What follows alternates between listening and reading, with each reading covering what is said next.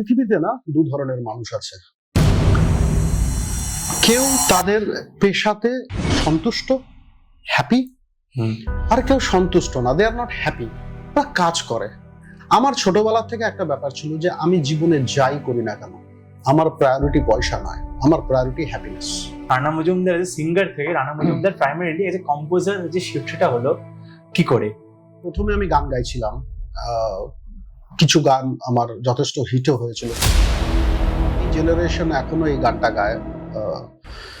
তবে হ্যাঁ, আমার তোরা যতগুলো গানে শুনেছিস তার চাইতে অনেক সহস্র গান আমি গিয়েছি, কিন্তু সেগুলো শেষ পর্যন্ত আমার কণ্ঠে আর রিলিজ হয়নি।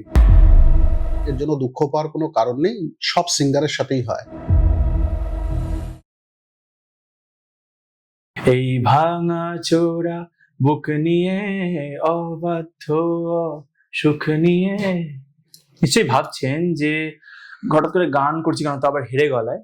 কারণ আছে। কারণ হচ্ছে এই গানের সুরকার এবং আমাদের রায়গঞ্জের সবার প্রিয় দাদা রানা মজুমদার কিন্তু আজ আমাদের টক ঝাল মিস্ট্রির গেস্ট। ওয়েলকাম দাদা, কেমন আছো? Rocking, super. আচ্ছা, অনেক থ্যাংক ইউ, তুমি আসলে তোমার এত বিজি শিডিউলের মধ্যে থেকে আমাদের জন্য সময় দিলে, তার জন্য অসংখ্য ধন্যবাদ।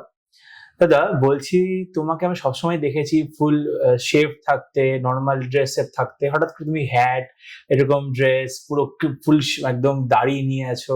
নিশ্চয়ই কোনো কারণ আছে কি না এমনি যা শখের জন্য? প্রথমেই সমস্ত দর্শকদের আমি শুভেচ্ছা জানাই, প্রণাম জানাই, ছোটদের ভালোবাসা। তুইও আমার ভালোবাসা নিস, তুই এবং তোর টিম, তোরা খুব ভালো কাজ করছিস। তোদের কয়েকটা এপিসোড দেখলাম। নামটাও ভীষণ ইন্টারেস্টিং, টক ঝাল মিস্ট্রি, ইন্টারেস্টিং নাম। ওকে, একটা তুই ছোট ভুল করেছিস ইন্ট্রোতে। দুই পৃথিবীর টাইটেল সংটা তুই গাইলি, ভালোই গাইলি। ওর সুরকার আমি নই, সুরকার the one and only Jeet Ganguly. আচ্ছা, আমার ভুল হয়েছে। হ্যাঁ, গেয়েছি আমি এবং তিমির। ওকে, এবার আসছি আমার এই দাড়ি রাখার নেপথ্যে। দাড়ি আমি রাখি না, অনেক বছর আগে একবার রেখেছিলাম, হয়তো এটা সেভাবে দেখতে গেলে দ্বিতীয়বার রাখা।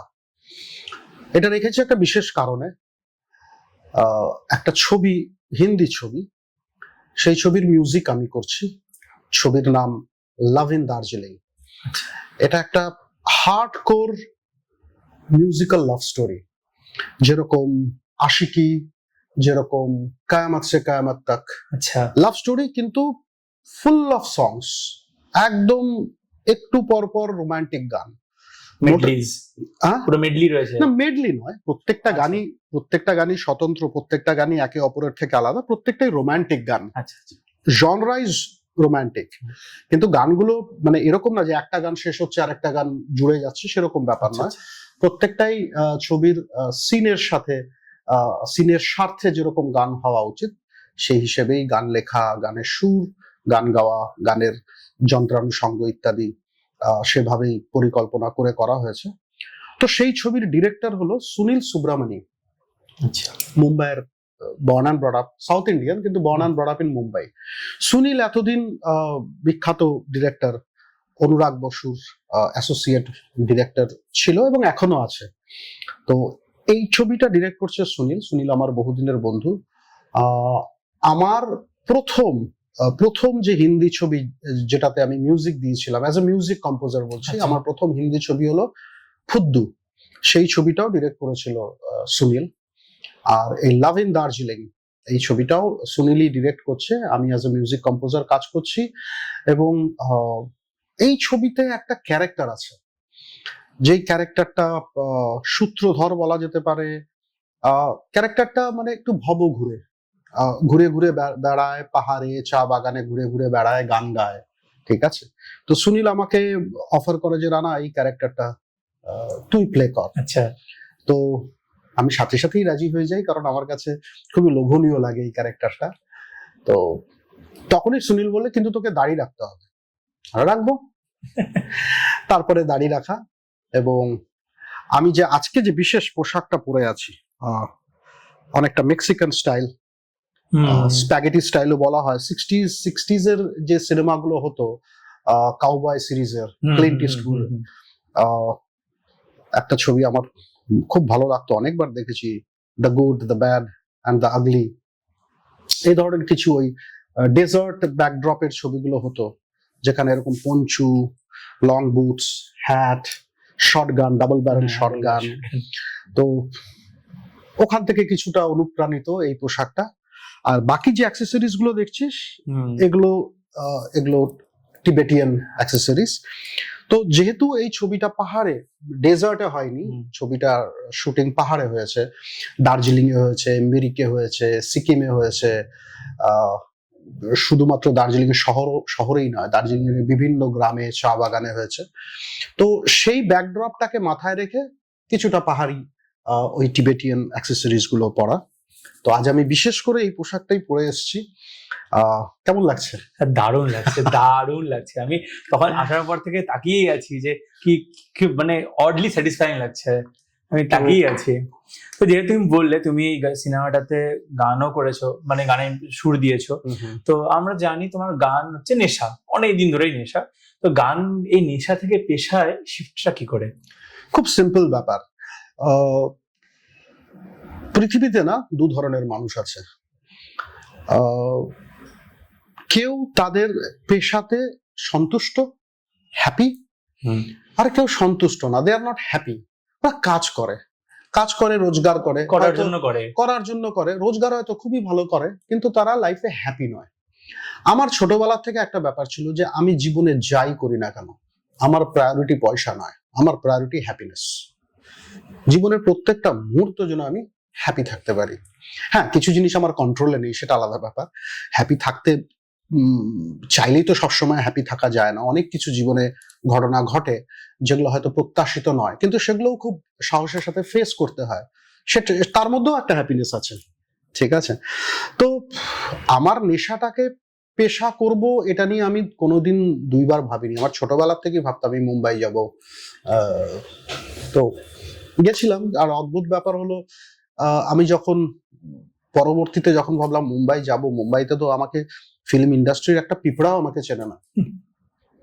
তো আমাকে গিয়ে প্রথমে একটা চাকরি বাকরি কিছু একটা জোগাড় করতে হবে। তার জন্য আমি হোটেল ম্যানেজমেন্ট পড়ি। তো হোটেল ম্যানেজমেন্ট পড়ার পেছনে আমার কারণটাই হলো যাতে আমি মুম্বাই ফিল্ম ইন্ডাস্ট্রিতে ঢুকে গান গাইতে পারি। আমি তো মানে প্রাইমারিলি মুম্বাইতে গেছিলাম শুধুমাত্র সিঙ্গার হওয়ার জন্য, বাকিগুলো over the period of time হতে হতে হয়ে এসছে। আচ্ছা, তুমি যেহেতু বললে, তো আমরা শুনেছি, আমরা জানিও যে তুমি প্রথমে গান করতে, কারেক্ট, এখনো করো। তো কিন্তু সেখান থেকে Rana Majumdar as a singer থেকে Rana Majumdar primarily as a composer যে শিফটটা হলো কি করে? ওকে, কঠিন প্রশ্ন নয়। তুই তো আমার ভবিষ্যৎ জিজ্ঞাসা করিস, অতীত জিজ্ঞাসা করছিস। তো অতীতের কোনো প্রশ্নই কঠিন নয়, যদি আমি সেটা ফ্র্যাঙ্কলি বলতে চাই। সিম্পলি বললে, দেখ, প্রথমে আমি গান গাইছিলাম, কিছু গান আমার যথেষ্ট হিটও হয়েছিল। তুই যে গানটা গাইলি এখন দুই পৃথিবীর, সেটা চরম হিট হয়েছিল। এখনো এই গানটা, এখনো আমরা বন্ধুরা বেরোলে গান করি, এই জেনারেশন এখনো এই গানটা গায়। তবে হ্যাঁ, আমার তোরা যতগুলো গান শুনেছিস তার চাইতে অনেক সহস্র গান আমি গেয়েছি, কিন্তু সেগুলো শেষ পর্যন্ত আমার কণ্ঠে আর রিলিজ হয়নি, সেটা অন্যের কণ্ঠে রিলিজ হয়েছে। তবে এটা কিন্তু একটা পার্ট, এর জন্য হতাশ হওয়ার কোনো কারণ নেই, এর জন্য দুঃখ পাওয়ার কোনো কারণ নেই, সব সিঙ্গারের সাথেই হয়। কিন্তু আমার মনে হয়েছিল আমার সাথে একটু বেশি হচ্ছে। তারপর একদিন আমার মিউজিক ডিরেক্টর হওয়ার ডিসিশনটা, প্রথম আমাকে মিউজিক ডিরেকশনে ব্রেক দেয় হচ্ছে আবার অনুরাগ বসু, ঠিক আছে? তখনও আমি মিউজিক ডিরেক্টর হব বলে ভাবিনি, সেটা একটা অন্য গল্প। কিন্তু পরবর্তীতে আমি যখন দেখলাম যে আমার একটার পর একটা গান আমার কণ্ঠে আর বেরোচ্ছে না, তখন আমি ভাবলাম যে না, আমি নিজেই কম্পোজ করব, আমি নিজেই গান বানাবো, এবং আমার গান আমি গাইবো, আমার গান অন্যদের দিয়ে গাওয়াবো। তার পেছনে আর একটা কারণ আছে, কম্পোজার তো হওয়া যায় না। কেউ যদি চায় যে আমি কম্পোজার হব, সে ভাবলো যে না, আমি কি করে কম্পোজার হওয়া যায় শিখি। কম্পোজার হওয়া শেখা যায় না, গান করা শেখা যেতে পারে, তবলা বাজানো শেখা যেতে পারে, গিটার বাজানো শেখা যেতে পারে, যদিও মিউজিকটা থাকতে হবে ভিতরে, সেটাও দরকার। কিন্তু কম্পোজার হতে গেলে না, one has to B blessed with it. ঠিক আছে, সরস্বতীর আশীর্বাদ লাগবে। হ্যাঁ, ওই জিনিসটা নিয়ে তোকে জন্মাতে হবে, ঠিক আছে। আর কম্পোজার হওয়া শেখা যায় না। পণ্ডিত শিব কুমার শর্মার একটা ইউটিউবে একটা ছোট্ট একটা ইন্টারভিউয়ের একটা ক্লিপ আছে, ওটা যদি দেখিস, উনি তাতে পরিষ্কার একটা কথা বলেছেন যে তুমি মিউজিকে তুমি যা খুশি তাই শিখতে পারো, তুমি কাউকে অ্যাসিস্ট করতে পারো, আর ডি বর্মনের কথাও বলেছে, কিন্তু কম্পোজার হওয়া সেটা you have to born with it. তো আমার মনে হয়েছে যে আমার ভেতরে কম্পোজার আছে, সেটা আমি জানতাম। আমি ভাবলাম যে আমার ভেতরে যখন কম্পোজারটা আছে, কেন না সেটাকে আমি এক্সপ্লোর করব না। আর যে কোনো বিদ্যা তো সবসময় দেওয়ার জিনিস। তোর ভেতরে যদি কোনো বিদ্যা থাকে এবং সেই বিদ্যা যদি শুধু তোর নিজের কাজেই লাগে, নিজের স্বার্থে লাগে, সেই বিদ্যার কোনো মূল্য নেই। তো বিদ্যা দেবার জিনিস। আর কম্পোজিং এমন একটা ব্যাপার যে আমি যদি আজকে একটা গান বানাই, সেই গানটা কালকে তুই বা তোরা শুনে আনন্দ পেলি, তো ওইখানেই সার্থকতা, এবং ওটা হওয়া উচিত। তখন আমি ডিসাইড করলাম যে না, আমাকে যখন ঈশ্বর এটা দিয়েছেন, আমি আমার পারিবারিক সূত্রেও আমি ওটা ইনহেরিট করেছি, কেন ওটাকে এক্সপ্লোর করবো না, যদিও প্রথম দিকে এটা ভাবিনি। তারপরে আমি কম্পোজের দিকে মনোযোগ দিলাম। কিন্তু তাতে একটা খুব অসুবিধা হয়, কারণ আমার তখন গান চলছিল, আমার দুই পৃথিবী বল, ঝিঙ্কু নাকুর বল, বা বলিউডে পর্দা প্রীতম দাস সুরে সুনিধির সাথে গিয়েছিলাম, once upon A time in Mumbai, আরো কিছু গান ছিল, এগুলো চলছিল। কিন্তু আমি দেখলাম এই যে যতটুকু চলছে, নট ব্যাড, খুব যে বড় কিছু একটা চলছে তাও না, কিন্তু আই ওয়াজ অলওয়েজ হ্যাপি। কিন্তু আমি ভেবে দেখলাম যে আমি যদি এখন কম্পোজার হয়ে যাই না, আমি কিন্তু এই মিউজিক ডিরেক্টরদের ডাক আর পাবো না, ঠিক আছে। কম্পোজার হয়ে গেলে সাধারণত ডাকে না, তখন স্ট্রাগলটা অন্য জায়গায় শিফট হয়ে যায়। তো আমার মনে হলো ঠিক আছে, তাতে কিছু অসুবিধা নেই, নতুন কিছু করতে গেলে কিছু তো রিস্ক নিতেই হবে, আমি সেটা নিয়েছি। তুমি বললে যে তুমি বলিউডে, তো বলার তো প্রয়োজন নেই, যদিও তুমি বলিউডেও কাজ করেছো, আমরা জানি শুনেছি, টলিউডেও কাজ করেছো। তো এই দুটো ইন্ডাস্ট্রিতে কাজ করার অভিজ্ঞতা কেমন, বা ধরে নাও তুমি অ্যাজ এ শিল্পী, ওখানে দুটো ডিফারেন্স কি, যে হ্যাঁ এখানে একটা কাজ করছি, ওখানে একটা কাজ করছি, কি ডিফারেন্স যদি বলো দুটো ইন্ডাস্ট্রির? আমি দুটো ইন্ডাস্ট্রিতেই কাজ করে আমি খুব মজা পেয়েছি, এখনো মজা পাই। দুটোই খুব ভালো ইন্ডাস্ট্রি। তবে হ্যাঁ, বলিউড অনেক বেশি প্রফেশনাল, ঠিক আছে, শুনেছি অনেক বেশি প্রফেশনাল, এবং ওখানে ওখানে যদি তুই গুণভিত্তিক বিচার করিস, বলিউডের ট্যালেন্ট অনেক বেশি। কারণ কি হচ্ছে, তুই হয়তো টলিউডের কথা বলছিস, এরকম অনেক কলকাতার ভালো ভালো শিল্পী আছে, ভালো গিটারিস্ট, ভালো প্রোগ্রামার বা মিউজিক অ্যারেঞ্জার।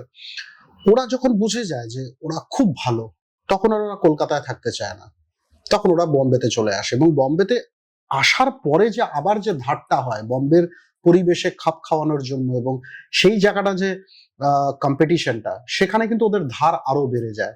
তো বলিউডের স্বাভাবিকভাবেই বলিউডের ট্যালেন্ট অনেক বেশি, কিন্তু সংখ্যায় বেশি বলে সেখানে কম্পিটিশন অনেক বেশি।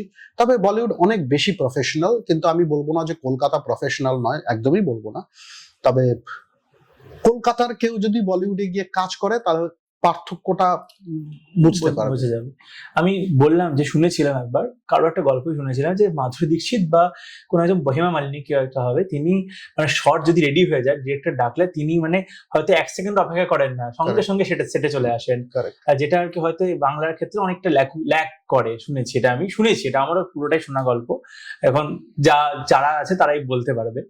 তো এই টলিউডের কথা হলোই, যে তুমি কাজ করেছো, মন বিভাগে কাজ করেছো, তারপরে হচ্ছে ঝিঙ্কু নাকুর না আছে, আমি যে হেরে গলায় গানটা করলাম সেই গানটা রয়েছে, তো সেখানে কাজ করেছো, অভিজ্ঞতা কেমন? আর অনেকে যে ওই সময় আমি দুই পৃথিবীতে দেখেছি যে জিৎ এবং দেব রায়, মানে ওই কলকাতা বা বাংলার টলিউডের মানে টু বিগেস্ট নেমস, মানে স্টারডামের দিক থেকে ধরলে তাদের সঙ্গে কাজ করার অভিজ্ঞতা কেমন? খুব ভালো, খুবই ভালো, অসাধারণ অভিজ্ঞতা। কারণ আমার গানগুলো যেগুলো, বিশেষ করে যেগুলো আমি জিৎ গাঙ্গুলির সুরে গেয়েছি, এই গানগুলো সবগুলোই বছরের সব বড় বড় ছবিতে গেয়েছি।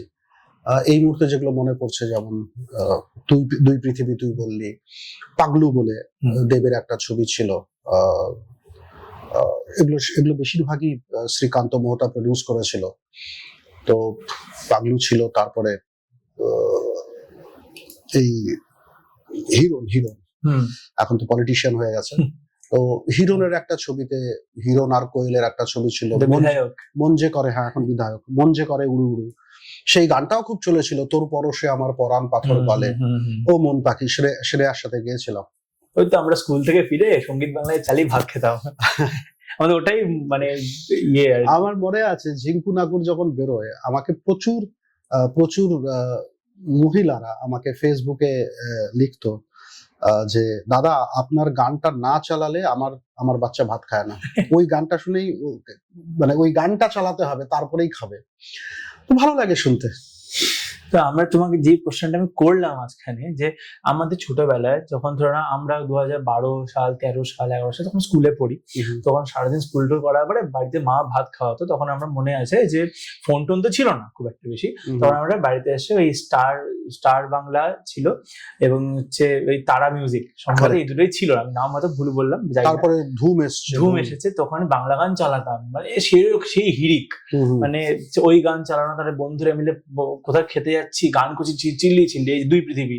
আমার তো মনে পড়ে যে আমার বন্ধুরা সব মিলে এখনো যদি বাইকে ঘুরতে যাই, রাত্রেবেলা আমি দুই পৃথিবী করে গান গাওয়া শুরু করি, কিন্তু দেখা যায় তখনকার যে গানের যে ক্যাচিনেসটা এখনকার বাংলা গানে নেই, মানে অর্ধেক গানই মনে থাকে না, অর্ধেক গানই মনে হয় না যে কোনো ছাপ ছেড়ে গেছে। এই যে ওই একটা ক্রেজ জায়গা থেকে এখনকার বাংলা ইন্ডাস্ট্রি যে গানগুলো কন্টিনিউয়াসলি যেগুলো মনে হচ্ছে একদিন দুদিন শুনলাম ব্যাস ঠিক আছে, তারপরে আর ইচ্ছে করে না। তোমার কেন মনে হয় এরকম হয়েছে? এই অবক্ষয়, হ্যাঁ অবক্ষয়, দ্যাটস দ্য ওয়ার্ড। তো এর পেছনে অনেক কারণ আছে, এখন কি হয়, এখন না সবচেয়ে বড় কারণ যেটা আমার মনে হয় অ্যাজ এ কম্পোজার, যখন আমি কোনো ছবির জন্য কাজ করি, এর পেছনে সর্বপ্রথমে আমি দোষ শব্দটা ইউজ করছি, দোষ দেব আমি ছবির ডাইরেক্টরদের। আজকালকার কি হয়েছে, বেশিরভাগ ডাইরেক্টররা না, আমি দেখছি তারা খুব একটা গান টান পছন্দ করে না। তারা গান নেন ছবিতে, সেই গানটাকে ঠিক মতো শুট করে না, ঠিক মতো পিকচারাইজড করে না। গানটা হয়তো, মানে গানটা নিল ছবিতে, এক দুটো গান রাখতে হয় বলে কোথাও একটা সিনের পেছনে গানটা চালিয়ে দিল, ঠিক আছে, হ্যাঁ এবার গানটা চলছে, 2 লাইন গানটা হলো, ওখানে হিরোইন একটা ডায়লগ দিল, হিরো একটা ডায়লগ দিল, তারপর গানটা গায়েব হয়ে গেল, ঠিক আছে। তো গানের যে একটা প্রপার ট্রিটমেন্ট, সেই ট্রিটমেন্টটা যদি ডিরেক্টর না দিতে চায়, কারণ সবকিছুর ডিরেক্টর হচ্ছে the captain of the ship একটা সিনেমার, উনি যদি গান বাজনা পছন্দ না করেন, বা পছন্দ করুক বা না করুক, উনি যদি গানটাকে নিয়ে ভালো করে ট্রিট না করেন, সেই গানটার লাইফ পাওয়া খুব মুশকিল। এটা একটা প্রধান কারণ। এবার কি হয়, যেহেতু গানটা তার জন্য খুব একটা ইম্পর্টেন্ট অ্যাসপেক্টই না ফিল্ম মেকিং এ, তো সেহেতু গানটাও সার্বিকভাবে সেই রকম অ্যাপিলিং আর হয়ে ওঠে না, ডিরেক্টরের কাছে টেকেন ফর গ্রান্টেড হয়ে যায়। ডিরেক্টর অত চাপ দেয় না, আর ডিরেক্টর ওই এক ধরনের একটা বলে দেয় যে আমার এটা চাই তো এটাই চাই, খুব একটা রিজিড করে দেয়, যার জন্য মিউজিক ডিরেক্টরের খুব একটা সুর নিয়ে এক্সপ্লোর করার খুব একটা কিছু থাকে না। এটা একটা প্রধান কারণ, ওয়ান অফ দ্য প্রধান কারণ বলা যেতে পারে। আর হ্যাঁ, আরো যদি চুলচেরা বিচার করা যায়, যেমন দেখ, তুই যেই সময়কার গান বলছিলিস, সেই সময়কার গানের বাংলা গানের ক্ষেত্রে যে রেনেসাঁস, যে একটা বিশাল একটা পরিবর্তন, একটা বিপ্লব এনেছিল জিৎ গাঙ্গুলি, এটা অনস্বীকার্য। তার আগে বাংলা গান তো মরেই গেছিল, এখন তো তাও বাংলা গান বেঁচে আছে। জিৎ গাঙ্গুলি, একটা নাম নিতে হয় কুনাল গাঞ্জাওয়ালা সিঙ্গার, আমি এর কথা বলছি, কম্পোজারের কথা বলছি। জিৎ গাঙ্গুলি তখন এসে না, মানে একদম মরা বাজারটাকে বাঁচিয়ে তুলেছিল, এবং শুধু বাঁচিয়েই তুলেনি, মানে একদম ধুম মাচিয়ে দিয়েছিল জিৎ গাঙ্গুলি, একের পর এক গান, আর প্রত্যেকটা গান এত এত মেলোডিয়াস, এত ভালো কম্পোজার উনি বাঁচিয়ে দিয়েছিলেন। এইবার কি হয়েছে, এইবার ন্যাচারালি আজকে জিৎ গাঙ্গুলি বাংলার একটা, মানে একজন বলবো কি, আমি বলবো জিৎ গাঙ্গুলি আজকে বাংলা সঙ্গীত জগতের সবচেয়ে বড় সেলিব্রিটি, ঠিক আছে। এইবার আমার গানের, আমি অ্যাজ এ প্রডিউসার, ঠিক আছে, আমি যদি আজকে, আমি তো আর জিৎ গাঙ্গুলিকে আমি সেই প্রাইসে আনতে পারবো না বাকি আমি সবাইকে যেই প্রাইসে পাচ্ছি। এবার যার জন্য দেখ, জিৎ গাঙ্গুলির একটা প্রাইস আছে, সেই প্রাইসটা one has to pay that price, এবং সেই প্রাইসটা যেহেতু তার কাছে হাই মনে হচ্ছে, সে মনে করছে জিৎ গাঙ্গুলির কাছে যাবো, সে একটা গান বানাতে এত টাকা নেয়, আমি তা তো অনেক সস্তায় নতুন নতুন ছেলেদের পাচ্ছি। আমি কিন্তু নতুন ছেলেদের এগেনস্টে নই, আমার কথাটা বোঝার চেষ্টা করি। নতুন ট্যালেন্ট উঠে আসুক, সেটা আমিও চাই, সেটা সবাই চায়, সেটা আসবেও। But at the same time পয়সা বাঁচানোর জন্য এমন এমন লোককে গান করতে দেওয়া হয়, যেই গান হয়তো ধোপে টেকার গান না, কিন্তু প্রডিউসার হ্যাপি, ভাই আমার 50,000 75,000 একটা গান পেয়ে গেলাম, হয়ে গেল।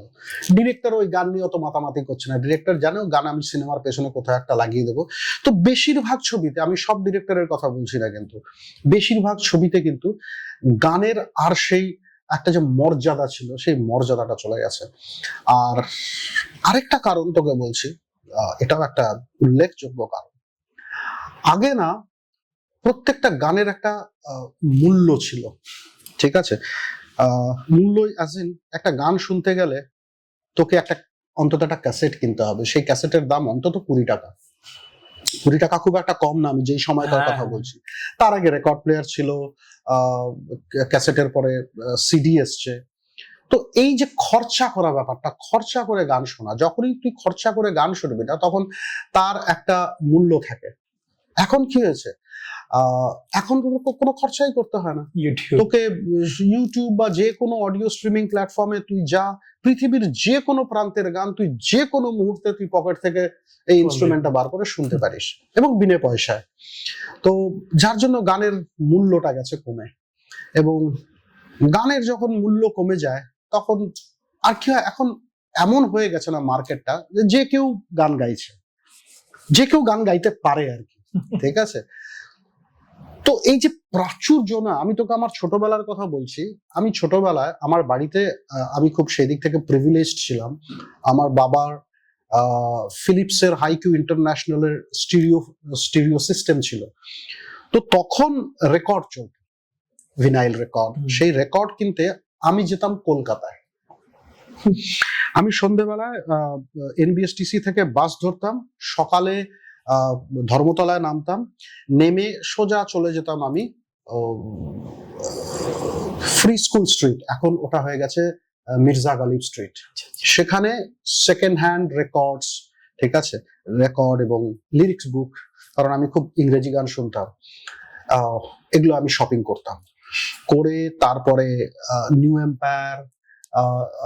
New empire, light house, globe, এই যে সিনেমা হলগুলো তখন ছিল, এখন তো একটা অনেক, সবগুলো এখন শপিং মল হয়ে গেছে। এই সিনেমা হলগুলোতে ইংরেজি ছবি চলতো। তো আগেই আমি আনন্দবাজার পেপারে দেখে যেতাম কোন সিনেমাটা আমি দেখবো। আচ্ছা, তো ওইভাবে আমি প্ল্যান করে যেতাম যে রেকর্ড কিনবো, তারপর আমি সিনেমা হলে যাব, সিনেমা হলে গিয়ে ওয়াশরুমে গিয়ে ফ্রেশ হবো, কারণ আমি তো রাত জেগে এসেছি, ফ্রেশ হয়ে সিনেমা দেখা। এবং সিনেমা শুধু একটা নয়, আমি জানি আমার রাত্রি 9টায় আবার আমাকে বাস ধরতে হবে, 2-3টা ছবি একবারে দেখে, একবারে পর পর পর পর। ওই নিউ এম্পায়ার থেকে বেরোলাম, লাইট হাউসে ঢুকলাম, লাইট হাউস থেকে বেরোলাম, গ্লোবে ঢুকলাম, ঠিক আছে। আর হিন্দি ছবি তো রায়গঞ্জে বসেই দেখা যেত, তো এক্সক্লুসিভলি আমি ইংরেজি ছবি দেখতে যেতাম।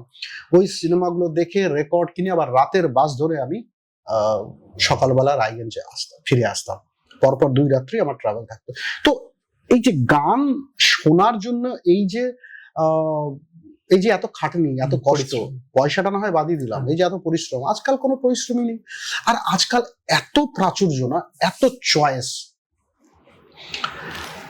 তো এত চয়েস থাকলে তুই কত গান মাথায় রাখবি, সেটাই, কত গান মাথায় রাখবি, এটাও একটা কারণ। কন্টেন্টের অভাব নেই, সবাই কেউ না কেউ করেই যাচ্ছে। তুমি আমাকে একটা জিনিস বললে, যে বেশ কিছুক্ষণ আগেই বললে যে কোনো একটা গান তুমি গিয়েছো, সেটা তোমার গলায় রিলিজ হয়নি, অন্য কারো গলায় হয়েছে, সিঙ্গারদের ক্ষেত্রে হয়। তো এরকম কোনো ঘটনা, ধরো পলিটিক্যাল কোনো ইনভলভমেন্ট তোমার সঙ্গে হয়েছে? মানে আমি বোথ ইন্ডাস্ট্রিকে ইনক্লুড করে বলছি, যে কিছু হয়েছে, ধরো তুমি সেখানে হয়তো চিটেড ফিল করেছো, বা হয়তো থিংস ডিডন্ট গো, মানে তোমার দিকে যায়নি ঠিক মতো, তো এরকম কিছু হয়েছে তোমার ক্ষেত্রে? এরকম অনেকবারই হয়েছে, এরকম হয়েই থাকে ইন্ডাস্ট্রিতে। এগুলোকে I take all this with a pinch of salt, এগুলোকে নিয়ে অত মাথা ঘামানোর কিছু নেই, এগুলো part of life. Part of profession. এগুলোকে দিয়ে যারা বাহানা দেখিয়ে পিছনে থাকে তারা পেছনেই থাকবে। আমি বলবো এগুলো সবার সাথে হয়, হচ্ছে, হবে, কিন্তু এগুলোকে ইগনোর করে এগুলোকে ফাইট করাটাই লাইফ। এগুলোকে তোমাকে ফাইট করতে হবে। হয় মানে আমরা ভাবি যে যে গেছে তো গেছে তারটাই শুনবো, এরকম হয়। আমি বুঝলাম না যে মানে আমরা যখন বলি না যে হ্যাঁ আচ্ছা এই করছে, খবর দেখলাম এখনকার দিকে যে এই একটা নতুন গান করছে, আমরা এক্সপেক্ট করবো ওর গলা দিয়ে গানটা বেরোবে। তো এরকম তোমার ক্ষেত্রে হলো যে অমুক সিঙ্গার গেছে কিন্তু শুনলাম আমরা তমুক সিঙ্গারের গলায়, ওটাই বললাম যে এই জিনিসটাও হয়। হ্যাঁ সেটাই বলছি যে খুবই হয়। তোরা যে গানটা ফাইনালি শুনছিস সেই গানটার তার আগে কে গেয়েছিল এবং তার হতে হতে হয়নি, এই গল্পগুলো তো আর তোদের কাছে আসে না। ঠিক আছে, এগুলো আমরা যেহেতু এই ব্যাপারগুলোর সাথে ওতপ্রোত ভাবে জড়িত, এগুলো আমাদের সাথে হয় বা আমাদের সামনে হয় এবং এগুলো প্রতিনিয়ত হয়।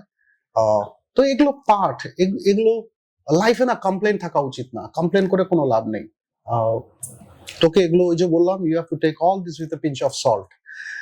এগুলোকে ইগনোর করে এটা হয়নি, ঠিক আছে, এটা হয়নি মানে something better is waiting for you, তোর জন্য বেটার কিছু আসছে। এটা হয়নি মানে এটা তোর ছিলই না। এইভাবে তোকে প্রত্যেকটা জিনিস পজিটিভ ভাবতে হবে। যদি তুই ভাবলি যে না আমার হলো না, এই গানটা হলে আমার এই হয়ে যেত, আমি ভেবেছিলাম এই গানটা হলো না, মন খারাপ করে তারপরে তুই ডিপ্রেশনে চলে গেলি বা বম্বে ছেড়ে তুই বাড়ি ফিরে আসলি, ওইভাবে হয় না, ওইভাবে হয় না। আমরা it's a long long journey. আমরা যখন ফুটবল টুটবল দেখি যখন হয় মানে অনেক খবর আসে যে হ্যাঁ কোন একটা রেফারি ইয়ে দিল না, ফাউল দিল না, তখন বলা হয় যে put your head down and run. Correct, মানে সেম ঘটনা এখানে, সেম ঘটনা এখানে। সি লাইফটা তো কেক ওয়াক নয়। তুমি যতই ভালো সিঙ্গার হও না কেন বা যতই ভালো কম্পোজার হও না কেন, তোমার এরকম ভাবার কোনো কারণে আমি কালকে ব্যাগ উঠিয়ে বম্বে গেলাম, আমাকে সাথে সাথে আমাকে সিনেমা সাইন করে দিল, সাথে সাথে আমি প্লেব্যাক সিঙ্গার হয়ে গেলাম। It's not a cake walk, এটা একটা জার্নি আছে এবং সেই জার্নিতে অনেক কষ্ট আছে, অনেক স্যাক্রিফাইস আছে, অনেক অপমান আছে, অনেক রিজেকশন আছে। ঠিক আছে, এই সবগুলোকে তোমাকে হাসি মুখে নিতে হবে, সবগুলোকে হাসি মুখে নিয়ে তোমাকে এগিয়ে যেতে হবে। সেই টেনাসিটিটা যদি তোমার না থাকে, যেও না।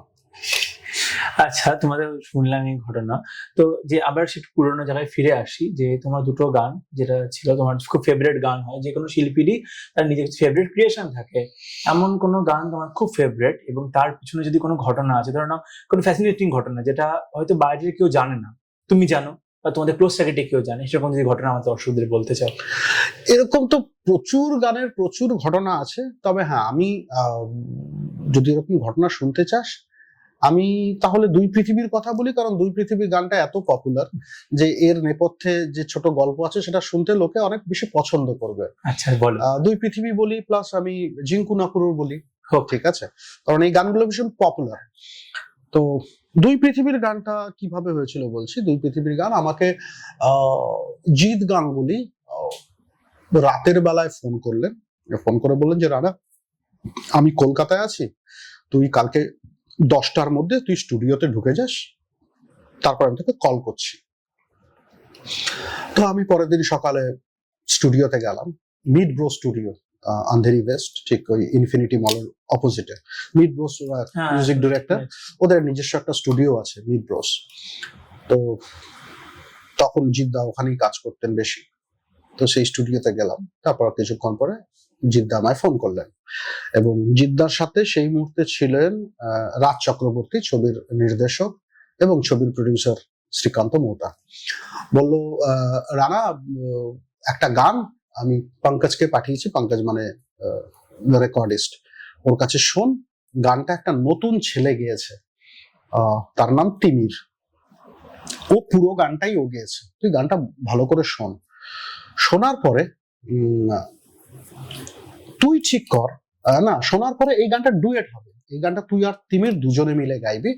এটা রাজ চক্রবর্তীর ছবি, রাজ আমার পাশেই আছে। তখন রাজ বোধহয় আমাকে কিছু একটা বলেও ছিল, আমার ঠিক মনেও নেই।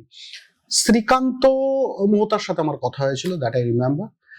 রাজ চক্রবর্তী ছিলেন ওই টেলিফোনিক কনভারসেশনে, আমাকে ব্রিফ করা হয় এবং ব্রিফে বলা হয় এই ছবিতে দুজন নায়ক, একজন জিৎ, একজন দেব। এবং জিৎ এবং দেব ওই সময় মানে একদম টপ, এখনো টপ, কারণ ওই সময় ওদের ক্রেজ ছিল, এখন হয়তো এখনো ক্রেজ আছে, নো ডাউট ক্রেজ আছে, কিন্তু তখন ওরা নতুন তো তখন এরা বেশ হট কেক ব্যাপার ছিল। তো আমি বললাম যে আমি জিজ্ঞাসা করেছিলাম কেন দুটো ভয়েসের কারণটা কি, তখন আমাকে বলা হয় এতে দুজন নায়ক জিৎ এবং দেব আছে, ভালো কথা। তো আমি বললাম ঠিক আছে, তিমির যে পুরো গানটা গেয়েছে, তো আমার লাইন কোনগুলো? তো জিদ্দা আমায় ফ্রি হ্যান্ড, জিদ্দা আমাকে সবসময় ফ্রি হ্যান্ড দেয়, জিদ্দা আমায় ফ্রি হ্যান্ড দিয়ে বললো ওটা তুই ঠিক কর, গানটা ডুয়েট হবে, ডিজাইন তুই কর, তুই কোথায় গাইবি আর তিমিরকে কোথায় রাখবি, দ্যাটস ইউর কল। তো এতে কি হয়, আরো চাপ। এটা একটা চাপের কারণটা কি, যদি আমাকে বলা হয় জিৎ গাঙ্গুলি যদি আমাকে বলে যে একটা গান, এই গানটা একজন গেয়েছে, এই গানটা তুই অমুক সিঙ্গারকে দিয়ে গাইয়ে ঠিক কর কে কোন লাইন, কিন্তু যদি আমি গাইবো এবং আমি ঠিক করব কোন লাইন গাইবো, তো সেখানে আমার একটা দায়িত্ব থেকে যায়। তো আমি তখন গানটা শুনলাম, মন দিয়ে শুনলাম, শুনে দেখলাম যে না, এই গানটা যেভাবে তিমির গেয়েছে ভীষণ ভালো গেয়েছে, ও যেভাবে গানটা যে ঢোকে না, ওর এন্ট্রিটা, দুই পৃথিবী, মানে এটা তো মানে এইভাবে আমি ঢুকিনি, ওটা তিমিরের যেভাবে ঢুকেছিল সেটা আমি নকল করতে পারছি না, ওর একটা একটু ক্র্যাকড ভয়েস আছে এবং আমার শুনে ভীষণ ভালো। আমি তখন ঠিক করলাম যে না, আমি গানটা মুখরাতে গাইবই না, মুখরাটা ওর থাক, আমি অন্তরা থেকে ঢুকবো, সময়ের আয়নাতে মনেরই বায়নাতে কে হলো সঙ্গীকার কে জানে। ও আমি দেখলাম এই যে অন্তরার যে মেলোডিটা আছে না, এই মেলোডি থেকে যদি আমি ঢুকি, তাহলে এই যে দুটো কণ্ঠের যে একটা কি বলবো, একটা যে সংমিশ্রণ, সেটা খুব ইন্টারেস্টিং লাগবে, এবং আমার এই আইডিয়াটা ওয়ার্ক করেছিল। তো আমি ওই অন্তরায় ঢুকে আবার বেরিয়ে গেছি, আবার তিমির এসছে আবার, কারণ আমি চাইছিলাম যে গানটার মধ্যে দুটো কণ্ঠের জন্য দুটো আলাদা ক্যারেক্টার হয়, সেটা আমার মনে হয় যে সাকসেসফুলি করা হয়েছে। বলার প্রয়োজন নেই, সাকসেস হয়েছে এটা বলতে হবে না। আমি যখন গানটা পাঠাই ওই মুহূর্তে তখন তো হোয়াটসঅ্যাপ ছিল না, ইমেল করেছিলাম শ্রীকান্ত মোহতার ইমেল আইডিতে। তারপর ওরা, আমার তখন একটাই ভয় হচ্ছিল যে গানটা শুনে হয়তো বলবে হ্যাঁ তুই কেন প্রথমে, তুই এত পরে ঢুকেছিস কেন বা এরকম। তো they liked the way I design the vocals, ওদের খুব ভালো লেগেছিল, দ্য রেস্ট ইজ হিস্ট্রি। তো এই, আর ঝিঙ্কু নাকুরের ক্ষেত্রে, ঝিঙ্কু নাকুর গানটা আদৌ আমার গাওয়ার কথা ছিল না, কোনোভাবেই না। ওই যে বললাম যে আমার ক্ষেত্রে এরকম প্রচুর হয়েছে যে গান আমি গেয়েছি কিন্তু শেষ পর্যন্ত ওটা অন্য কেউ এসে ডাব করে চলে গেছে। তো ঝিঙ্কু নাকুরের ক্ষেত্রে ব্যাপারটা ঠিক উল্টো। ঝিঙ্কু নাকুরের কথাটা বলছি, খুব ইন্টারেস্টিং। জিদ্দা আমাকে রাত্রে ফোন করে বললো যে তুই কালকে দুপুর 1টার সময়, 1টা বা 2টো মনে নেই, এরকম সময় তুই স্টুডিওতে চলে আয়। একজন সিঙ্গারের নাম নিলেন, যার নাম আমি নিতে পারছি না, উনি অত্যন্ত মানে খুব বড় একজন লেজেন্ড, এবং আমি ওর ভীষণ বড় ফ্যান, খুবই সুনামধন্য লেজেন্ড, আমি প্রপার লেজেন্ড। উনি কালকে গাইবেন। আমি তো শুনে খুব এক্সাইটেড, যদিও ওনাকে আমি তার আগে অনেকবার রেকর্ডও করেছি, this is not the first time, কিন্তু তাও বললো যে তুই থাকবি রেকর্ডিং এ, তুই থাকিস রেকর্ডিং এ থাকিস, আমিও থাকবো, জিতও থাকবে, জিৎ মানে হচ্ছে ছবির হিরো জিৎ, জিতও থাকবে, রেকর্ডিংটা তুই করবি। আমি ভালো কথা, স্টুডিওতে গেলাম, জিদ্দা এলো একটু পরে, জিদ্দার সাথে জিতও এলো, হিরো জিতও এলো। এবার গানটা অলরেডি শুট হয়ে গেছিল, ঝিঙ্কু নাকুর গানটা, ঠিক আছে, টার্কিতে শুট করেছিল। তো সেই ভিডিওটা ছিল ওইখানে, তো ভিডিওটা থাকাতে খুব সুবিধা হলো। আমি ভিডিওটা দেখলাম, ভিডিওটা দেখার পর ভাবলাম ঠিক আছে, তাহলে আমি যে গায়ককে এখন গানটা গাওয়াবো, আমার গাওয়াতে অনেক সুবিধা হবে, কারণ গানটা পিকচারাইজড হয়ে গেছে, আমি জানি গানটা কিভাবে গাওয়াতে হবে না গাওয়াতে হবে। তো জিদ্দা আর জিৎ দুজনে স্টুডিওর সিটিং রুমে ওরা বসেছিল এবং আমার উপর পুরো রেকর্ডিংটা ছেড়ে দিয়েছিল। এরপরে যেই সিঙ্গারের গাওয়ার কথা, উনি এলেন, উনি গানটা গাইলেন, গানটা গাওয়ার পরে শেষে জিদ্দা এবং দুই জিৎ এসে গানটা শুনলেন, শুনে বাহ ভালো সিঙ্গারের সামনে যেরকম বলা হয়, কিন্তু আমি না বুঝতে পারছিলাম দে আর নট রিয়েলি হ্যাপি। কিছু কিছু লাইন ওনাকে দিয়ে আবার জিদ্দা করাতে বললেন যে এই লাইনগুলো আবার একটু এইভাবে গাওয়া ওইভাবে গাওয়া, সেটাও করালাম।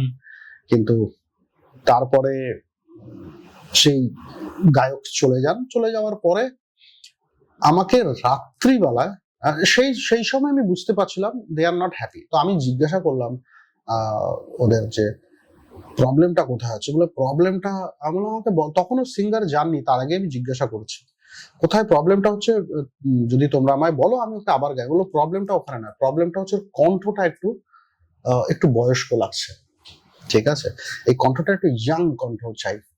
এখন কণ্ঠ বয়স্ক লাগছে এটা তো রেকটিফাই করা খুব মুশকিল, কারণ ওই সিঙ্গারের বয়স হয়ে গেছে, সেই জায়গাটা খুব একটা রেকটিফাই করা যায়নি। যাই হোক, সেদিন প্যাক আপ হয়ে গেল এবং ওই দুই জিতের মধ্যে কি কথা হলো জানি না, প্যাক আপ হওয়ার কিছুক্ষণ পরে আমি বাড়িও চলে গেছিলাম রাত্রি, ওরাও নিজ নিজ বাড়িতে চলে গেছে।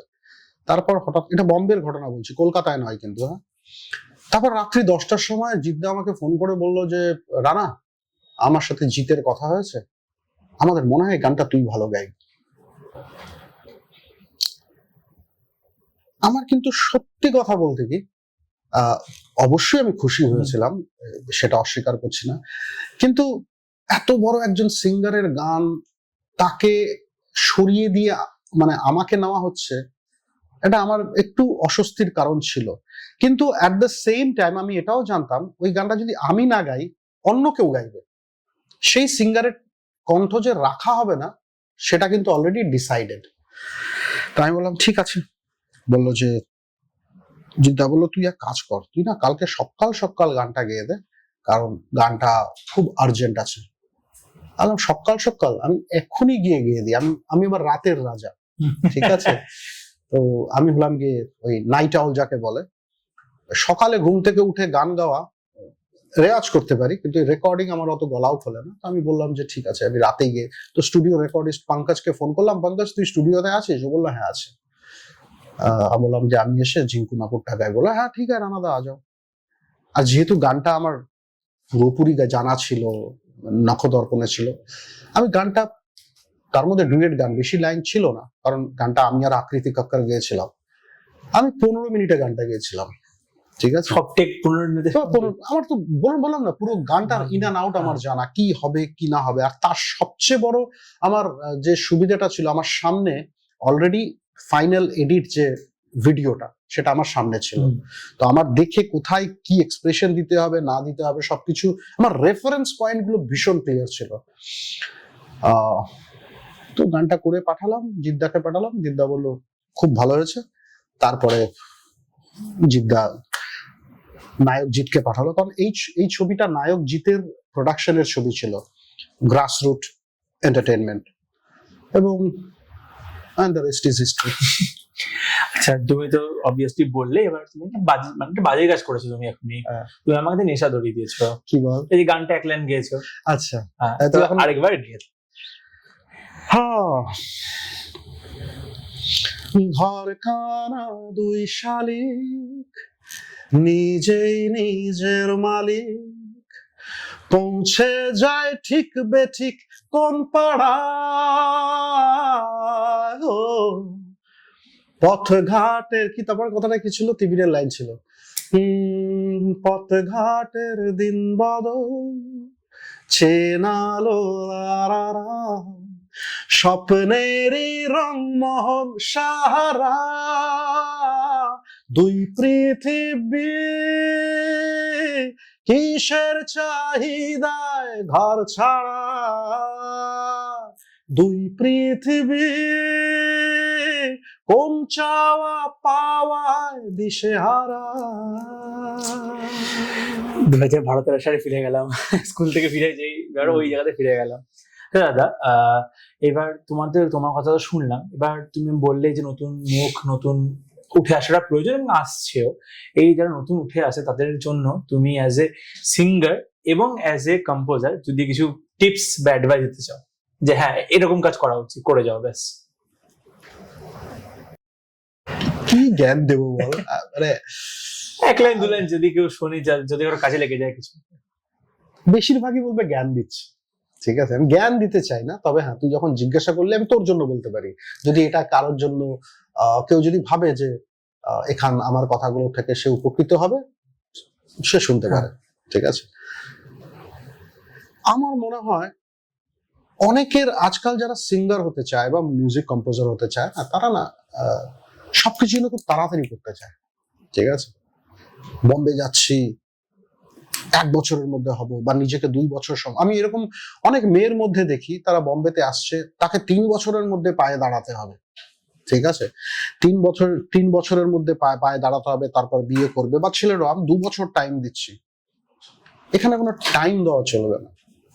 যদি তুমি টাইম দিতে চাও, লাইফ লং টাইম দাও। এটা এটা সেই অর্থে পেশা নয়। ঠিক আছে, 2 বছরের মধ্যে আমাকে পায়ে দাঁড়াতে হবে, হ্যান করতে হবে, ত্যান করতে হবে। এটা একটা ক্রিয়েটিভ জায়গা, এটা একটা বিদ্যার জায়গা। ঠিক আছে, এরকম ব্যাপার নেই যে আমাকে 1 বছরের মধ্যে সমস্ত কম্পিটিটিভ এক্সাম দিয়ে চাকরিটা পেতে হবে। এর সাথে একটা বিস্তর ফারাক আছে। এটা একটা জার্নি। এই জার্নির মধ্যে দিয়ে অনেক গান আসবে, অনেক কাজ আসবে, অনেক কাজ এসে চলে যাবে। ঠিক আছে, ওই যে 1 বছরের মধ্যে হয়ে যাব, 2 বছরের মধ্যে হয়ে যাব, এই মেন্টালিটিটা আমার মনে হয় অ্যাভয়েড করা উচিত, কারণ এটা ওয়ার্ক করে না। বেশিরভাগ ক্ষেত্রে এটা ওয়ার্ক করে না। You have to dedicate your entire life to it. এইভাবে ভাবতে হবে। টাইমে বাঁধলে হবে না, and you have to be very very honest about your creativity, your কি বলবো, your approach, everything. এখানে চালাকি করে কিছু হবে না, চালাকি করে পলিটিক্স করে কিছু হবে না। আচ্ছা দাদা, তাহলে শেষ থেকে শুরু করি। প্রথমে যে কোশ্চেন গুলো, তোমার এই ড্রেসটা খুব ভালো লাগছে, কি কি আছে? আচ্ছা, তোমার নিশ্চয়ই আরো সামনে প্রজেক্টস রয়েছে। আচ্ছা, এই ড্রেসটার ব্যাপারে আমি বলে রাখি, একটু আগে বললাম, ছবির নাম লাভ ইন দার্জিলিং, রোমান্টিক মিউজিক্যাল ছবি। এই ছবিতে 8খানা গান আছে। ঠিক আছে, একটা দুটো না, 8খানা গান আছে, এবং আমার ধারণায় সেই গানগুলো প্রত্যেকেরই ভালো লাগবে। ছবিটার মানে গল্প অত্যন্ত ভালো। আমরা ছবিটা খুব ভালোবেসে বানিয়েছি, এবং আমার মনে হয় সবার ভালো লাগবে। দার্জিলিং এ শুট হয়েছে, সিকিমে শুট হয়েছে, কিছুটা কলকাতাতেও শুট হচ্ছে, গতকাল এবং আজই শুট হচ্ছে। আজকে কলকাতায় শুট হয়ে ছবিটার শুটিং প্যাক আপ হচ্ছে। তো খুব মিষ্টি একটা প্রেমের ছবি,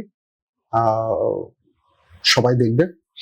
আমি সবাইকে অনুরোধ করব, প্লিজ ছবিটা দেখো। আর এই ছবিটার প্রোডাকশন হাউস, আমি একটা প্রোডাকশন হাউস খুলেছি বম্বেতে। আচ্ছা আচ্ছা, congratulations. Thank you. Rashmoni films. Rashmoni আমার 10 বছরের মেয়ের নাম, তোর নামেই খুলেছি। এবং ছবির যে ফাইন্যান্সার, তার নাম আমি এই মুহূর্তে নিচ্ছি না, সেই ফাইন্যান্সারের নামটা আমি পরে নেব। তার নাম না নেওয়ার বিশেষ কারণ আছে, সেটা আমি সময় মতন নেব। তবে আমি আমার প্রোডাকশন হাউস থেকে এই ছবিটা প্রডিউস করেছি। আশা করি 3-4 মাসের মধ্যে রিলিজ হয়ে যাবে। আবার বলছি, মিষ্টি প্রেমের গল্প, একের পর এক সুন্দর মিষ্টি গানে ভরা। সবাই আশা করছি দেখবে। লাভ ইন দার্জিলিং। তোমার এটাই সামনে আপকামিং প্রজেক্ট? না, আপকামিং প্রজেক্ট আমার আরো আছে। বলো যদি। গত বছরের রিলিজ হয়েছিল মৃগয়া দ্য হান্ট। হ্যাঁ, কারেক্ট, বাংলা ছবি। সেটা বিক্রম চ্যাটার্জি ছিল সম্ভবত। হ্যাঁ, বিক্রম চ্যাটার্জি ছিল, এবং অনির্বাণ চক্রবর্তী ছিল, ঋত্বিক চক্রবর্তী ছিল। ঠিক আছে, এই ছবিতে ঋত্বিক আছে। কারণ মৃগয়া ফ্র্যাঞ্চাইজিতে যে ছবিগুলো হবে, তাতে খুব সম্ভবত প্রত্যেকটাতে আর কেউ থাকুক আর না থাকুক, সম্ভবত ঋত্বিক থাকবেই মোস্ট লাইকলি। কারণ প্রত্যেকটা একটা অপারেশনের গল্প। ঠিক আছে, আর সেই অপারেশনটা আমাদের এই মৃগয়া ফ্র্যাঞ্চাইজি ছবিগুলো কিন্তু মানে যেই পুলিশ ইন্সপেক্টর, এগুলো তো সব বেসড অন ট্রু ইভেন্টস, যেই পুলিশ ইন্সপেক্টর এই অপারেশনটা নিজে হ্যান্ডেল করেছিল, সে কিন্তু রায়গঞ্জেরই ছেলে, দেবাশিস দত্ত। ঠিক আছে, ওর ডাক নাম বুবাই। আমি ওকে ছোটবেলা থেকেই চিনি, তো বুবাই বলে ডাকি ওকে আমি। তো বুবাই অ্যাকচুয়ালি মৃগয়াতে যে ক্যারেক্টারটা ঋত্বিক প্লে করেছে, দ্যাট ইজ আমাদের রায়গঞ্জের ছেলে। ও মানিকতলা পুলিশ স্টেশনের ওসি। এখনো কিছুদিন হলো ও লালবাজারে বসছে। তো এই দ্বিতীয় যে ছবিটা আসছে মৃগয়া ফ্র্যাঞ্চাইজির, তার নাম হলো মৃগয়া 1.5। এটা মোটামুটি আমরা টার্গেট রেখেছি জুলাই মাসে রিলিজ করব। মোটামুটি আশা করি জুলাই মাসে রিলিজ করে দিতে পারবো। এই ছবিতেও ঋত্বিক আছে, আর এই ছবিতে দুটোই গান আছে। মৃগা দাহান্তে 5টা গান ছিল। হ্যাঁ, এটাতে দুটোই গান আছে, একটা আইটেম সং যেটা অন্তরা মিত্র গেয়েছে, আর একটা গান আছে একটু অদ্ভুত গান, যখন অপারেশনে যায় সবাই, মানে ঋত্বিক ও টিম নিয়ে যখন অপারেশন যায়, লেট নাইট, কখনো জোশে কখনো টায়ার্ড, এই খুব লেট নাইট একটা ব্যাকড্রপে মাঝে মাঝে এই গানটা আসে। সেই গানটা উষা উত্থুপ এবং আমি গেয়েছি। উষা উত্থুপ, এটার জন্য সত্যি খুব এক্সাইটেড। আমিও ভীষণ এক্সাইটেড, ভীষণ এক্সাইটেড। কারণ সত্যি কথা বলতে কি, উষা উত্থুপের সাথে এটা আমার প্রথম কাজ নয়। আমি একটা হিন্দি ছবি করেছিলাম, সেই ছবির নাম ছিল সাহেব বিবি और গ্যাংস্টার 3, সঞ্জয় দত্ত ছিল। লাগ জা গলে একটা গান ছিল, কারেক্ট লাগ জা গলে আমি রিক্রিয়েট করেছিলাম, বাকি গানগুলো অরিজিনালি আমার। সেখানে একটা গান আমার কম্পোজ করা ছিল, সেটাও আমি আর উষা উত্থুপই গিয়েছিলাম। তো উষা উত্থুপ আমি মানে ডাই হার্ড ফ্যান ওর, এবং আমি নিজেকে ভীষণ মানে সৌভাগ্যবান মনে করি যে উষা উত্থুপ আমার সুরে গিয়েছে। এটা ভাবতেই আমার ভীষণ ভালো লাগে, আমি আমার সুরে উষা উত্থুপকে গাইয়েছি। আর উষাদি সবসময় মানে আমি ফোন করলে মানে তোর গান নিশ্চয়ই গাইবো, নিশ্চয়ই ভালো হবে। প্রথম গানটা খুব ভীষণ পছন্দ ছিল, সেটা আমার কণ্ঠটা সঞ্জয় দত্ত লিপসিং করেছিল, আর উষাদিরটা একটা নতুন মেয়ে ছিল, প্লাস এও ছিল মানে চিত্রাঙ্গদা। তো না, চিত্রাঙ্গদা না, ওই গানটাতে চিত্রাঙ্গদা ছিল না, যাই হোক। তো সেটা আমার সাথে উষা উত্থুপের প্রথম কাজ, আর এটা দ্বিতীয় কাজ। এই গানটাও ভালো লাগবে, সবার ভালো লাগবে। হ্যাঁ, আমি সত্যি এক্সাইটেড। এই গানটা একটু রক, একটু না, এই গানটা পুরোপুরি সফট রক। মানে উষা উত্থুপের যে মানে ভোকাল যে টোন, যে হচ্ছে জনরা, সবগুলোই তো ওরকমই একদম। আমার রিসেন্টলি খুব ওই গানটা খুব পছন্দের, জানো, ওই সাত খুন মাফের যে ডার্লিং, ওটা তো সম্ভবত একটা ওই রাশিয়ান কোনো গানের সম্ভবত হিন্দি ভার্সন। সেটাও হয়ে গেল অন্তত 10 বছর। তো সাত খুন মাফ তো বেশ অনেকদিনই হয়ে গেল, তো প্রায় 10 বছর। ওই গানটা আমার রিসেন্ট প্রচন্ড ফেভারিট গান, মানে এগুলো বেশি শুনছি। ভাবতে পারিস ওই গানটাতেই, হ্যাঁ, if I am not wrong, ওই গানটাতে উষা উত্থুপ প্রথম ফিল্ম ফেয়ার অ্যাওয়ার্ড পেলেন। এর আগে এত গান গেয়েছে, ফিল্ম ফেয়ার পাননি, এটা ওর প্রথম ফিল্ম ফেয়ার। উনি তো ওই সিনেমায় অভিনয় করেছে, প্রিয়াঙ্কা চোপড়ার ন্যানি বা কিছু একটা ইয়েতে। কারেক্ট। মানে আমি আমিও ফ্যান বয়, ওনার ভোকাল টোনটারই ফ্যান বয় আমি। ভীষণই আলাদা। তো তোমাদের এই হচ্ছে প্রজেক্ট গুলো। হ্যাঁ, আরেকটা আসছে আমার বাংলা ছবির নাম অশ্বনী। এতে আছে ওই একেন বাবু, মানে আমাদের অনির্বাণ চক্রবর্তী আছেন, তারপরে স্বস্তিকা মুখার্জি আছেন। এই ছবিতে আছে ওর নাম শিলাজিৎ আছে, সিঙ্গার শিলাজিৎ, উনি অভিনয় করেছেন, একটা গানও গেয়েছেন। আচ্ছা, অদ্ভুত ব্যাপার হচ্ছে, যখন আমি এই অশ্বনীর জন্য আমি শিলাজিৎকে দিয়ে যখন গানটা গাইয়েছিলাম, তখন না শিলাজিৎ জানতো না আমি জানতাম যে শিলাজিৎ এই ছবিতে অভিনয় করবেন। সেটা অনেক পরে ঠিক করেছে, এবং উনি যে গানটা গেয়েছেন আর পরে যে অভিনয় করেছেন, দুটোর সাথে কোনো সম্পর্ক নেই, একদমই কাকতালীয় ব্যাপার। তো পরবর্তীতে উনি এই ছবিতে অভিনয় করেছেন। তো ওই একটা গান শিলাজিতের গাওয়া, একটা গান শ্রেয়া ঘোষাল গেয়েছে, অসাধারণ গেয়েছে, আমার মা বলে একটা গান, আর একটা আইটেম সং, সেটার নাম কেওড়া। মানে একেবারে কেওড়া গান। বাকি গানগুলো, যে গানগুলো বললাম, সেগুলো ওই দেবাশিসই লিখেছে লিরিক্স। এই কেওড়া গানটার লিরিক্স লিখেছে আর একজন ডিরেক্টর, খুব নামকরা ডিরেক্টর, রাজা চন্দ, আমার ভীষণ ভালো বন্ধু। তো রাজা লিখেছে। ইভেন ঝিঙ্কু নাকুর গানটাও রাজা চন্দেরই লেখা। তো রাজা গানটা লিখেছে, এবং এই গানটা আপাতত আমার কণ্ঠেই হয়েছে, মানে শুট হয়েছে। আমি প্রডিউসারকে একজন সিঙ্গারের কথা বলেছি, সেটা আমি নামটা এখন নিচ্ছি না, কারণ উনি যদি শেষ পর্যন্ত তাকে দিয়ে না গাওয়ান, আমার ইচ্ছা সে গাক, আর প্রোডাকশনের ইচ্ছা গানটা আমার কণ্ঠেই থাকুক।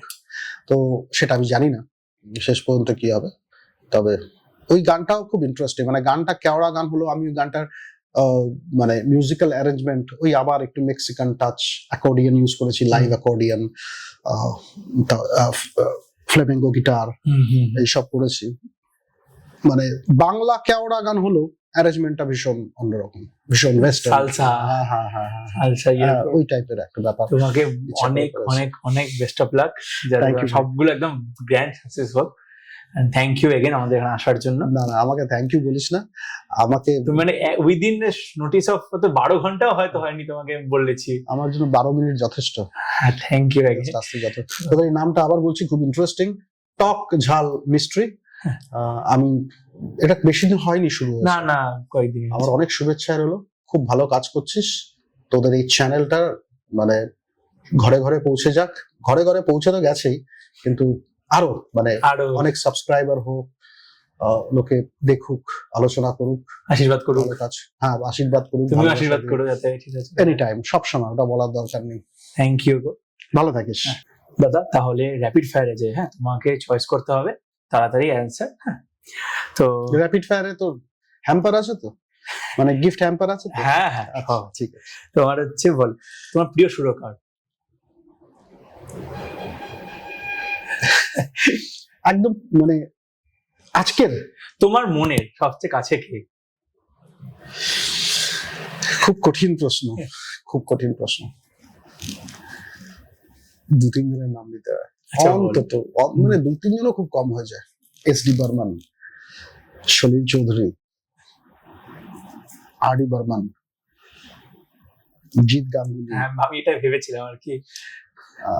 আরো অনেক নাম বলা যায়, কিন্তু বেশি নাম বলে র্যাপিড ফায়ারের মজাটা চলে যাবে। আচ্ছা, তোমার প্রিয় গায়ক, প্রিয় গায়িকা? কয়েকটা নাম নেই। না না, মোহাম্মদ রফি, লতা মঙ্গেশকর, আশা ভোসলে, গীতা দত্ত, কিশোর কুমার, ভূপেন্দ্র সিং আমার ভীষণ ভীষণ প্রিয়, অমিত কুমার, আর অনেক নাম আছে। এখনকার মধ্যে অবশ্যই শ্রেয়া ঘোষাল, সুনিধি চৌহান। আমার কুনাল গাঞ্জাওয়ালাকে ভীষণ ভালো লাগে, আমাদের ভীষণ ভালো লাগে। এত এত প্যাশনেটলি আমি খুব কম লোককে গাইতে দেখেছি। সেদিন দেখা হয়েছিল, এই যে গানটাকে বুকের মধ্যে জড়িয়ে ধরে যে রোম্যান্স, না অনেকের মধ্যে আমি পাই না। আর অফকোর্স কে কে এবং জুবিন। আর আরেকটা মানে এদের নামগুলো বললি আমার মনে পড়ে গেল, যেটা অবশ্যই উল্লেখ করব। আমি যে ছবিটা বানাচ্ছি লাভ ইন দার্জিলিং, সেই ছবিটা আমি ডেডিকেট করব কে এবং জুবিন গার্গকে। আমাদেরও মানে ভালোবাসা এবং কিছুটা দুঃখ যে ওনাদের শুনতে পাবো না হয়তো, কিন্তু as life would have it. Correct. যদি সঙ্গীত পরিচালক না হতেন তাহলে কি হতেন?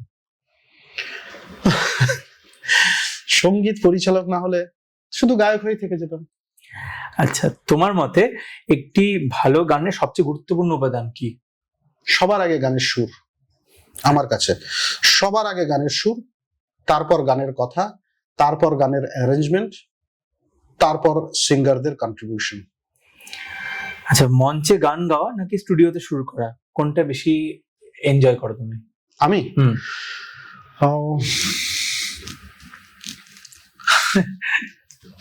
স্টুডিওতে সুর করা।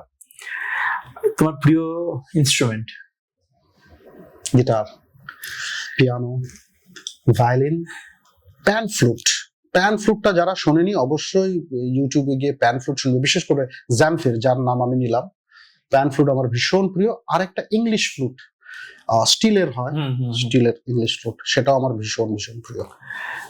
তোমার একটা ওয়ার্ডে মিউজিককে যদি তুমি ডেসক্রাইব করতে চাও? লাইফ, জীবন। তোমার dream project? Love in Darjeeling. আর আমাদের শ্রোতাদের উদ্দেশ্যে একটা বার্তা?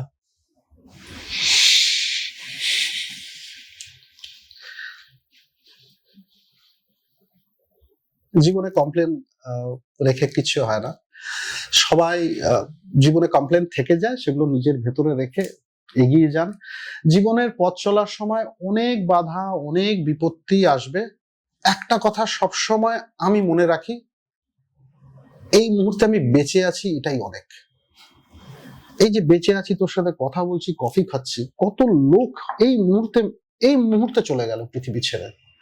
আমি একটু কিন্তু লাকি, যে আমি আর তুই এখনো বেঁচে আছি, যদি এরকম প্রতিনিয়ত ভাবতে হবে ও ম্যান আই এম অ্যালাইভ, আর কি চাই? তুই যখন বেঁচে আছিস মানে তুই অনেক কিছু করতে পারিস, এই সম্ভাবনাটা আছে। আর মানুষ তো যখন তখন মরে যেতে পারে, তার কোনো ঠিক নেই। Life is absolutely unpredictable. কে যেভাবে চলে গেল, জুবিন যেভাবে চলে গেল, বা তো আমার মনে হয় আমরা বেঁচে আছি এটাই যথেষ্ট। এরপরে লাইফে কোনো কমপ্লেন থাকা উচিত না। যতটা আনন্দ নেওয়া যায় আনন্দে থাকো, কারণ তুই আনন্দে থাকলে তুই ভালো কাজ করবি, তুই আনন্দে থাকলে তোর পারিপার্শ্বিক সবাইকে আনন্দে রাখবি। তো এটা মূল মন্ত্র হওয়া উচিত, আনন্দে থাকবো। আর ওই খুব একটা পয়সা টয়সা এত কিছুর পেছনে ভেঙে না কোনো লাভ নেই। at the end of the day it's only the happiness and peace that matters, nothing else. আচ্ছা দাদা, তোমার একটা গান যে গানটা শুনে তোমার মেজাজ ভালো হয়ে যায়? আমার মেজাজ কোন সময় খারাপ থাকেই না, ঠিক আছে? তোমার ফেভারিট গান?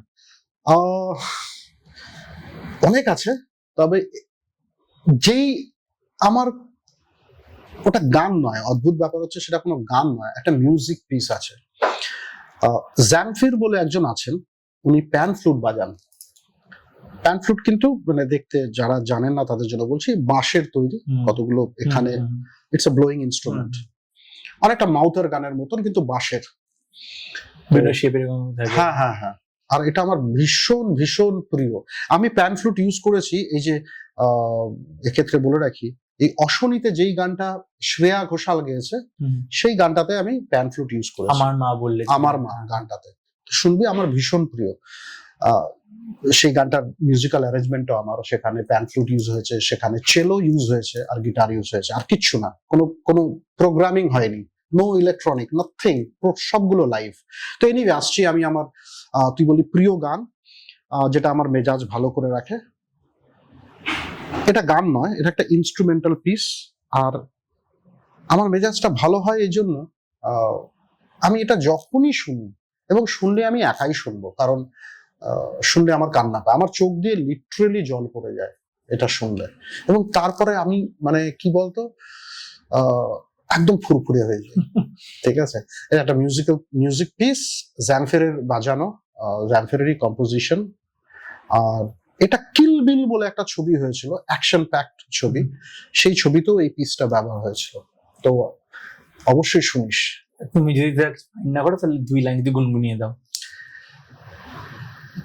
মুখ দিয়ে আমাকে প্যান ফ্লুট বাজাতে হয়।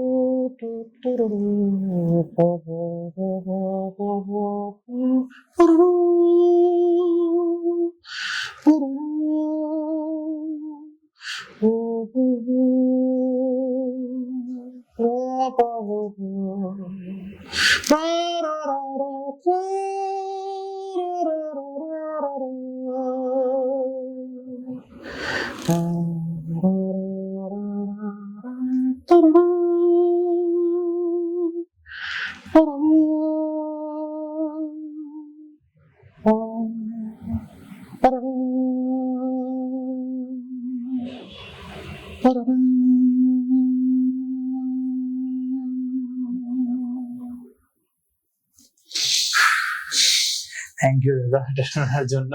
এটা অবশ্যই শুনিস। হ্যাঁ আমি জামফির, আর এই মিউজিক পিসটার নাম হলো লোনলি শেফার্ড।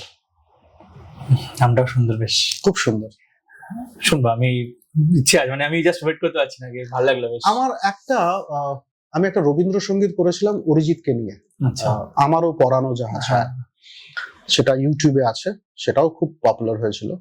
সামওয়াট অরিজিৎ গানটা শুরু করার আগে মাইকে গিয়ে, যদিও এর সাথে কোনো মিল নেই, কিন্তু আমি খুব ইনফ্লুয়েন্সড হয়েছিলাম এই জ্যামফিরের এই পিসটা থেকে। সেখানে প্রথমে আমি অরিজিৎ গানটাতে ঢুকবার আগে আমারও পরানো যাহা চায়, অরিজিৎ ঢোকার আগে আমি এরকম একটা কিছু করেছিলাম।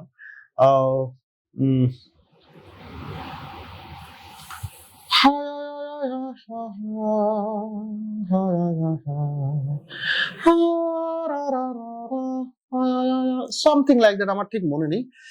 এটা কিন্তু আমি ওই জ্যামফিরের ওই মিউজিক পিসটার সাথে সুরের বা নোটেশনের কোনো মিল নেই, বাট ওই ফিলটা আমি খুব ইন্সপায়ার্ড হয়ে করেছিলাম। ট্রিবিউট, হোমাজ, হ্যাঁ ওরকম বলতে পারিস, কিন্তু আমি খুব ইনফ্লুয়েন্সড হয়েছিলাম ওই ফিলিংটা থেকে। কোনো নোট আমি নেইনি, সেটা আমি একটু করেছিলাম। তারপরে অরিজিৎ ঢোকে আমারও পরানো যাহা চায়, যেটাও খুব পপুলার হয়েছিল।